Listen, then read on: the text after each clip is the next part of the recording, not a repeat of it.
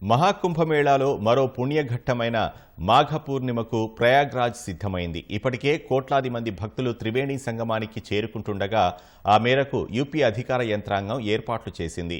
వాహనాల ప్రవేశంపై నిషేధం విధించారు. 10 లక్షల మంది కల్పవాసీలు నెల రోజుల దీక్షను ఇవాళ విరమించనున్నారు. ఇప్పటి వరకు మహాకుంభమేళాలో పుణ్యస్నానాలు చేసిన వారి సంఖ్య 45 కోట్లు దాటిందని ఉత్తరప్రదేశ్ సర్కార్ ప్రకటించింది. పరమ పవిత్రంగా భావించే మాఘ పూర్ణిమ వేళ త్రివేణి సంగమంలో పుణ్యస్నానాలు కొనసాగుతున్నాయి. తెల్లవారుజాము 5 గంటల 5 నిమిషాలకు బ్రహ్మముహూర్తం మొదలు కాగా రాత్రి 7 గంటల 35 నిమిషాలకు అమృతకాలం ముగియనుంది. దేశం నలుమూలల నుంచి భక్తులు కని విని ఎరుగని రీతిలో తరలి వస్తుండటంతో గంగా, యమున, సరస్వతి నదులు కలిసే త్రివేణి సంగమం జనసంద్రంగా మారింది. వారాంతంలో ప్రయాగ్రాజ్కు వచ్చే వాహనాలు 350 కిలోమీటర్ల పొడవునా బారులు తీరిన ఘటనను దృష్టిలో ఉంచుకుని అధికారులు ప్రత్యేక చర్యలు చేపట్టారు. మంగళవారం ఉదయం 4 గంటల నుంచి సంగమ ప్రాంతాన్ని, సాయంత్రం 5 గంటల నుంచి ప్రయాగ్రాజ్లోకి వాహనాల ప్రవేశంపై నిషేధం విధించారు. ప్రయాగ్రాజ్ వెలుపల వాహనాల పార్కింగ్కు యూపీ ప్రభుత్వం ఏర్పాట్లు చేసింది. అక్కడి నుంచి మహాకుంభ ప్రాంతానికి భక్తులు కాలినడకన చేరుకుంటున్నారు.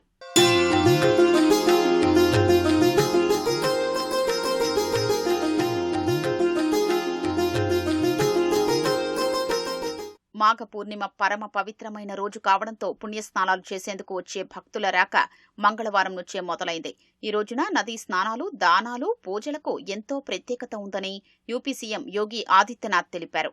ఏదైనా అత్యవసర పరిస్థితి ఏర్పడితే మేళా ప్రాంతం నుంచి భక్తుల్ని సురక్షితంగా తరలించేలా మాఘ పూర్ణిమ పుణ్యస్నానాలు పూర్తయ్యే వరకు ప్రత్యేక ట్రాఫిక్ నిబంధనలు అమలు చేస్తున్నారు. మహాకుంభ నగర్లోని 500 బెడ్ల సామర్థ్యం కలిగిన 43 ఆసుపత్రుల్ని హై అలర్ట్ చేయడంతో పాటు రివర్, ఎయిర్ అంబులెన్స్లతో పాటు మొత్తం 133 అంబులెన్స్లను 2000 మందికి పైగా వైద్య సిబ్బందిని సిద్ధంగా ఉంచారు. విద్యార్థులకు ఇబ్బంది లేకుండా ప్రయాగ్రాజ్లో ఈ నెల 7వ తేదీ నుంచి 12 వరకు ప్రత్యక్ష తరగతుల్ని రద్దు చేసిన యూపీ ప్రభుత్వం ఆఫ్లైన్ క్లాసులు నిర్వహిస్తోంది. 10 లక్షల మంది కల్పవాసీలు నెల రోజుల దీక్షను ఇవాళ విరమించనున్నారు. మహాకుంభ ప్రారంభమైన జనవరి 13 నుంచి కల్పవాసీలు సంగమ కేంద్రానికి సమీపంలో ఉండి ఉపవాసాలు, స్వీయ క్రమశిక్షణ, ఆత్మ పరిశీలన, ఆధ్యాత్మిక శుద్ధితో ఉంటారు. మాఘ పూర్ణిమతో ఆ దీక్ష పూర్తవుతుంది. కల్పవాసీలందరూ నిబంధనలు పాటిస్తూ వారికి కేటాయించిన పార్కింగ్ స్థలాల్ని ఉపయోగించుకోవాలని అధికారులు సూచించారు. జనవరి 13న కుంభమేళా ప్రారంభం కాగా ఇప్పటి వరకు పుణ్యస్నానాలు చేసిన వారి సంఖ్య 45 కోట్లు దాటినట్లు యూపీ ప్రభుత్వం ప్రకటించింది.